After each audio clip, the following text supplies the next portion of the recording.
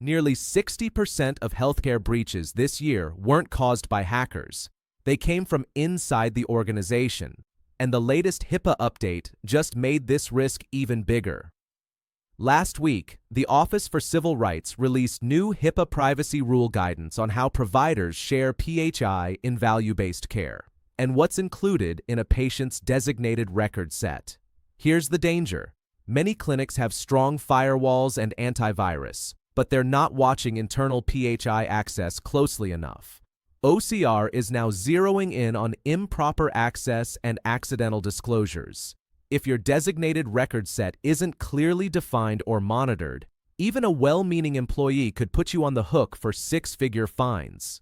If you haven't audited your designated record set access in the last 30 days, do it now. Make it a monthly habit. It's one of the fastest ways to prevent OCR investigations.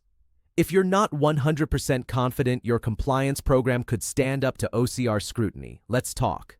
We help healthcare leaders pass audits, avoid penalties, and protect their reputation before it's too late.